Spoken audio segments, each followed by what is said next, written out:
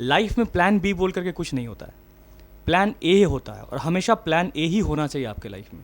Plan A अगर होगा, आपको मालूम है कि प्लान बी आपके पास नहीं है, तो ही आप पूरा डाइवर्ट कर पाएंगे आपके प्लान ए पर। अगर आपको ये मालूम हो जाए कि आपका प्लान बी भी है, प्लान ए पर आप फोकस नहीं कर पाएंगे।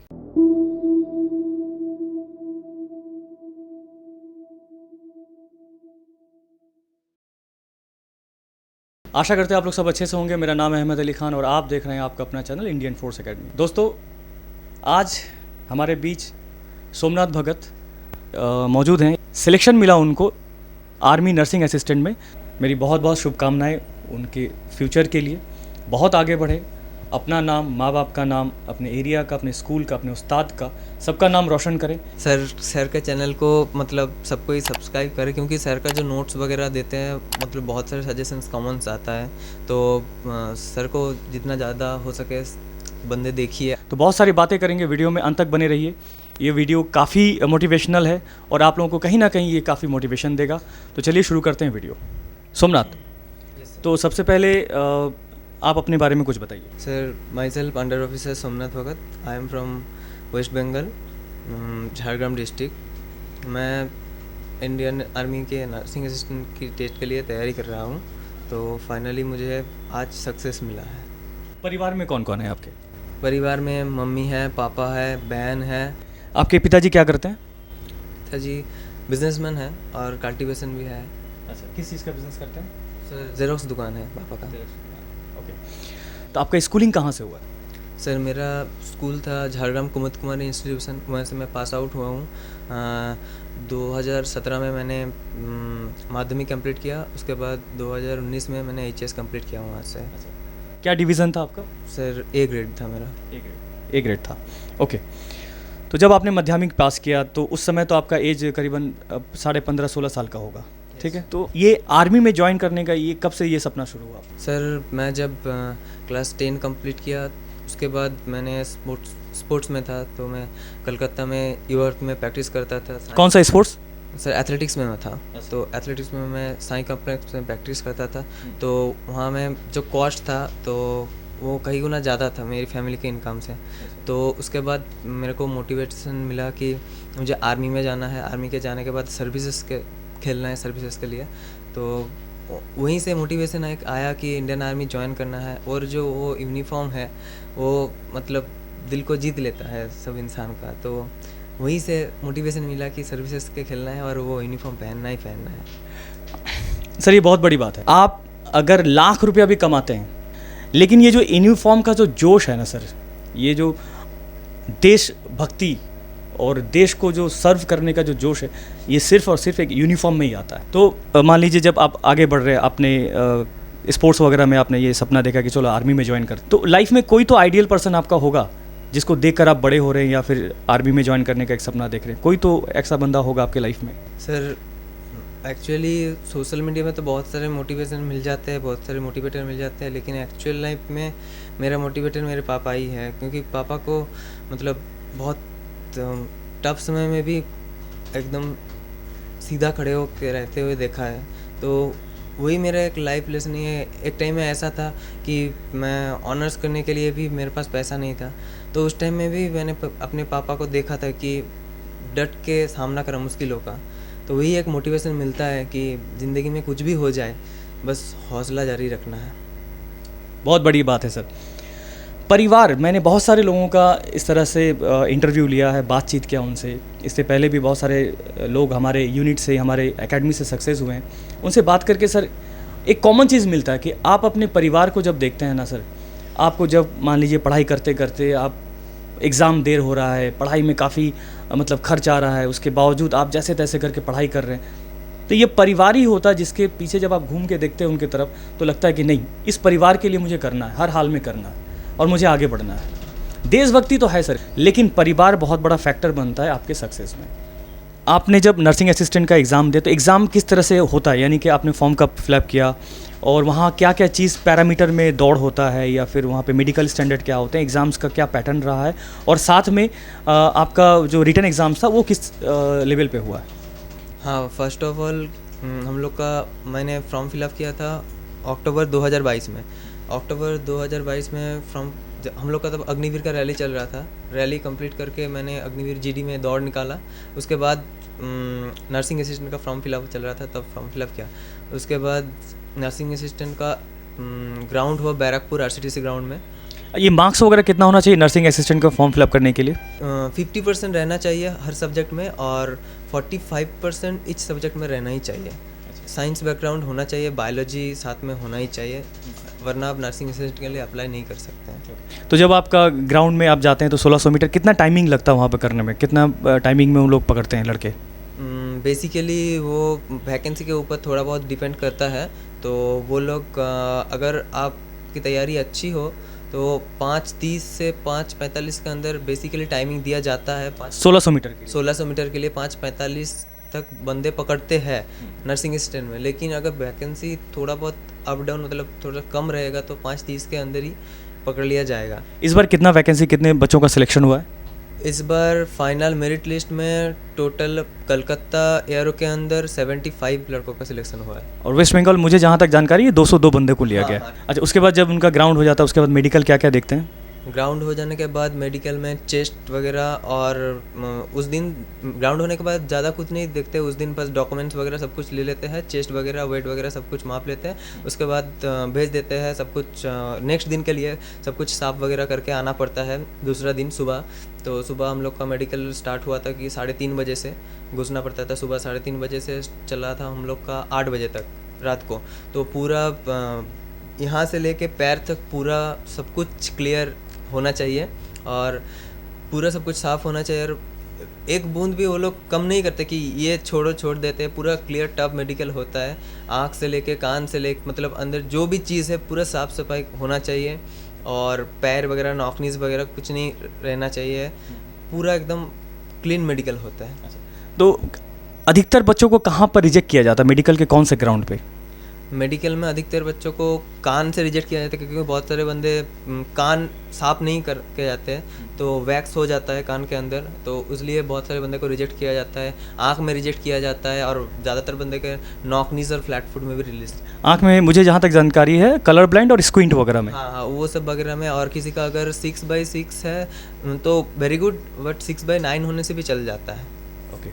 और हाथ वगैरह बाईलेटरली या फिर उसका जो मेजरमेंट वगैरह वो सब देखते हैं? हाँ, वो सब देखते हैं, लेकिन नर्सिंग असिस्टेंट में मतलब इतना टफ भी नहीं है जितना जीडी में होता है। और रिटन एग्ज़ाम्स का सिलेबस क्या क्या रहता है? रिटन एग्ज़ाम में बायोलॉजी रहता है, केमिस्ट्री रहता है, जीके रहता है, फिजिक्स रहता है और मैथ रहता है। कितने कितने मार्क्स का डिवीज़न है? बेसिकली 200 मार्क्स का एग्ज़ाम होता है। उसमें बायोलॉजी का 15 क्वेश्चन रहता है जिसमें 60 नंबर रहता है, केमिस्ट्री का 15 क्वेश्चन रहता है जिसमें 60 नंबर 120 नंबर हो गया। उसके बाद जीके का 10 क्वेश्चन 40 नंबर हो गया, तो कुल मिला के 160 नंबर। और 40 नंबर रहता है 5 मैथ और 5 फिजिक्स, टोटल 10 का 40 हो गया। 10x4 मतलब 50 क्वेश्चन रहता है, 4 मार्क्स का 200 मार्क्स। 10th के बाद से ही कोशिश कर रहे हैं, कौन सा एग्ज़ाम अभी तक आपने दिया? सर मैंने एनडीए दिया था, उसके बाद सीएसएफ दिया, इंडियन नेवी का दिया, इंडियन आर्मी का टेक्निकल दिया, इंडियन आर्मी का जीडी दिया और इंडियन आर्मी का नर्सिंग असिस्टेंट। तो सफलता जब आपको हाथ नहीं लगती थी तो काफ़ी डिसअपॉइंट होते होंगे, तो उस वक्त अपने आप को मोटिवेट कैसे करते थे? सर बेसिकली ये तो मतलब सबको ही होता है ना कि सक्सेस मतलब आप मेहनत कर रहे हो, मेहनत के बाद अगर आपको फल नहीं मिलेगा तो आप डिमोटिवेट हो ही जाओगे, सिंपल सा लॉजिक है। लेकिन आपको उम्मीद जारी रखना है, मतलब खुद को किसी भी हालत में टूटने नहीं देना है। मतलब खुद का मोटिवेशन बनो। जितना आप ऑनलाइन से मोटिवेशन लोगे, किसी से मोटिवेशन लोगे, उससे ज़्यादा अच्छा है कि आप खुद का मोटिवेशन बनो कि हाँ मैं कर सकता हूँ, मैं करके दिखाऊँगा। अगर आप आज का असफलता हो रहा है मतलब आपको सक्सेस नहीं मिल रहा है तो इसके लिए उसके ऊपर और अच्छे से तैयारी करो और इतना खुद को मोटिवेट करो कि खुद को खुद बोलो कि मुझे सक्सेस नहीं मिला, उसके बाद जो मिलेगा वो इससे कई गुना ज़्यादा होगा। जैसे कि मेरा टेक्निकल में पहली बार था तो टेक्निकल में मेरा सिलेक्शन नहीं हुआ था, मैं मेरिट में कट गया था। तो उसके बाद मुझे फाइनली नर्सिंग असिस्टेंट मिल गया, कहीं ये इससे बहुत ज़्यादा अच्छा है। अच्छा, जब आपका फाइनली आप जब रिटर्न के लिए क्वालिफाई हो उसके बाद आपने कोचिंग सेंटर वगैरह किस तरह से आपने तैयारी किया इसके बारे में? सर इसके बाद मतलब ऐसे तो सबको गाइडेंस का ज़रूरत होती है। तो मैं पहले से ही यहीं पे पढ़ता था तो मेरा विश्वास था कि यहाँ आने से हो जाएगा अच्छे से तैयारी, क्योंकि यहाँ सब कुछ नोट्स वगैरह एकदम क्लास वगैरह टाइमिंग से टाइमिंग होता है, और जब टाइम नोट मिलता है, बायोलॉजी क्लासेस हमेशा रहता है, केमिस्ट्री फिज़िक्स सर खुद ही लेते हैं, और क्लास पूरा एकदम टाइम टू टाइम चलता है। तो इसीलिए मैंने ज्वाइन किया यहाँ पे इंडियन फोर्स एकेडमी, और अच्छे से मेहनत किया और फिलहाल अपने लक्ष्य को हासिल कर लिया। अच्छा, आपको लगता है कि कहीं ना कहीं मॉक टेस्ट जब आप पढ़ाई करते हो तो मॉक टेस्ट आपके लाइफ में बहुत बड़ा फैक्टर करता है कि आप कितना तैयारी हो रहे हो इसको जानने के लिए? ये सर मॉक टेस्ट बहुत मतलब ज़रूरी चीज़ है, क्योंकि आप जब मॉक टेस्ट देते हो तो मतलब अंदर का जो बहुत सारे बच्चों का डर रहता है कि एग्ज़ाम में क्या होगा क्या Time नहीं होगा, management। टाइम मैनेजमेंट, कितना टाइम में कितना क्वेश्चंस करना है, कितना अटेंड करना है, तो वो सब वगैरह आप कंटिन्यू मॉक टेस्ट अगर देते रहोगे तो वो डर आपके अंदर से निकल जाएगा, और आपको सबसे बड़ी बात जो टाइम मैनेजमेंट करना वहाँ पे सीखने को मिलेगा। तो जब नर्सिंग असिस्टेंट का आप तैयारी कर रहे तो कितना घंटा पढ़ाई करते थे और कौन कौन सा बुक्स आप रेफरेंस पढ़ते थे? सर कितना घंटा ये तो बोलना छोड़ ही दीजिए, और कौन कौन बुक वो मैं बता सकता हूँ। मैं आर्यंत को फॉलो करता था, राम सिंह यादव तो पूरा रट लिए थे 150 सेट 2-3 बार लगा लिए थे, और लुसेंट्स को फॉलो करते थे। लुसेंट्स का बुक जो आता है तो काफ़ी अच्छा बुक है, इफेक्टिव बुक है, मतलब बहुत सारे क्वेश्चंस ऐसा भी रहता है जो बाकी बंदों को पता नहीं होता है, तो लुसेंट से बहुत सारे क्वेश्चन मिलता है। ओके, तो आप आज एआरओ से डायरेक्ट यहाँ आ रहे हैं? Yes sir. ओके, तो एआरओ जब आप पहुँचे तो आपको ट्रेड वहाँ पर सिलेक्शन कर दिया गया इस बार, तो आपको कौन सा ट्रेड मिला? सर मेरा आर्मी मेडिकल कोर्स में मिला है, एएमसी मतलब एएमसी लखनऊ में मेरा ट्रेनिंग सेंटर मिला है, जो मतलब बंदों को ट्रेनिंग देता है, जो आर्मी का पूरा मेडिकल स्टाफ होता है ना, तो वहीं से भेजता है। इसके अलावा क्या ट्रेड था? और सर और था नर्सिंग असिस्टेंट वेटनरी का, जो आरबीसी होता है, जो मतलब इंडियन आर्मी में जो एनिमल्स होते हैं उन लोगों का सेवाएं देते हैं, तो वो एक ट्रेड था, और मेडिकल ट्रेड था। तो कर्नल साहब ने बाकी को जब ट्रेड भाग किया तो क्या बोला उन्होंने? सर बोला कि ट्रेड बढ़िया है, परमानेंट नौकरी है, अच्छे से कर लो सब, अभी तो 5 साल ट्रेनिंग में गुजर जाएगा, और ऐसा नहीं सोचना है कि जिनको वेटनरी मिला है ये अच्छा नहीं है, इन लोगों को अच्छा मिल गया। दोनों ही ट्रेड अच्छा है, तनख्वाह दोनों का ही सेम है, तो ऐसी नहीं है कि ये ट्रेड अच्छी है ये ट्रेड बुरा है, ऐसे ही होता है। अच्छा, अगर नर्सिंग असिस्टेंट में आप एग्ज़ाम फेलियर होते तो आगे का क्या सोच के रखा था आपने? सर ये बात मतलब सोचने से ही डर लगता था कि फेलियर होंगे, क्यों फेलियर होंगे। पहली बात तो ये चीज़ है, क्यों फेलियर होंगे। मन बना के जब आए हैं तो जीत के जाएंगे, यही मन में था। तो ऐसा कुछ सोचा नहीं था कि इसके बाद फेलियर होंगे, और फेलियर होंगे तो मेरे पास नौकरी भी था। मैं नौकरी छोड़ के आया था, अग्निवीर में सिलेक्शन हो गया था मेरा इंडियन आर्मी में जीडी में, तो वो नौकरी मैं छोड़ के आया था कि इसमें जाऊंगा, जी जान लगा के मेहनत करूंगा और जाऊंगा। फाइनली मैंने हासिल किया उसको, तो दोबारा नहीं सोचा कि उसमें ही जाऊंगा, ये नहीं हुआ तो उसमें चला जाऊंगा, कोई दिक्कत नहीं, ऐसे नहीं सोचा था। कि मैं सोच के आया था यहाँ कि ये करके जाऊंगा, और मैं ये करके गया। बहुत बड़ी बात है इनका। बहुत सारे लोग अपना प्लान करते हैं लाइफ में, plan A plan B. Life में प्लान बी बोल करके कुछ नहीं होता है, प्लान ए होता है, और हमेशा प्लान ए ही होना चाहिए आपके लाइफ में। प्लान ए अगर होगा, आपको मालूम है कि प्लान बी आपके पास नहीं है, तो ही आप पूरा डाइवर्ट कर पाएंगे आपके प्लान ए पर। अगर आपको ये मालूम हो जाए कि आपका प्लान बी भी है, तो आप प्लान ए पर आप फोकस नहीं कर पाएंगे। तो ये बहुत अच्छी बात है कि आपके पास प्लान बी नहीं होना चाहिए, सिर्फ प्लान ए होना चाहिए आपके पास। आपने एनसीसी भी किया है? Yes sir. ओके, ये एनसीसी होने का मतलब करने का पीछे कारण क्या रहा है? सर पहली बात तो एनसीसी करने का पहला उद्देश्य अपने आप को, खुद को एक बेहतर इंसान बनाना। एनसीसी में आने के बाद इंसान बहुत अच्छे से बदल जाता है, मतलब उसका डिसिप्लिन लाइफ बाकी लोगों से, सिविल से बहुत अलग हो जाता है। इंसान जब एनसीसी करता है उसके अंदर हैबिट जो होती है, बहुत अच्छी अच्छी हैबिट आती है, टाइम को मेंटेनेंस करने की, सोशल अवेयरनेस, तो ये सब बहुत सारे बच्चों को इकट्ठा करके उन लोगों को मोटिवेट करना, सेल्फ मोटिवेशन भी बहुत सब कुछ मिलता है। सबसे बड़ी बात तो आर्म फोर्सेस में एनसीसी का एक बहुत बड़े अनुदान है। जो एनसीसी सी सर्टिफिकेट होल्डर है, तो उन लोगों को जीडी में रिटर्न माफ़ किया जाता है, नर्सिंग असिस्टेंट में 15 मार्क्स एक्स्ट्रा भी दिया जाता है। तो इन लोगों को जो एनसीसी का जो एग्ज़ाम होता है तो सी सर्टिफिकेट वाला एग्ज़ाम वो बहुत हार्ड होता है। तो इसीलिए इन लोगों को फैसिलिटी मिलता है क्योंकि ये लोग सी सर्टिफिकेट पास करके आए हैं। और सी सर्टिफिकेट जो लोग पास करते हैं, बहुत कम लोग पास करते हैं, पहली बात तो ये है, जो लोग पास करते हैं कहीं ना कहीं उसके अंदर कुछ ना कुछ क्वालिटीज़ होता है, तो इसलिए ये छूट मिलता है। तो मैं कहना चाहूँगा कि जितने सारे युवाएं हैं तो उन लोगों को एनसीसी ज्वाइन करना चाहिए। एक यूथ ऑर्गेनाइजेशन है और बहुत ही बढ़िया ऑर्गेनाइजेशन है। अगर एनसीसी कोई करना चाहे, हमारे व्यूअर्स देख रहे हैं, तो उनको कौन सा एज सफिशिएंट एज होना चाहिए और कहाँ से एनसीसी कर पाएंगे वो?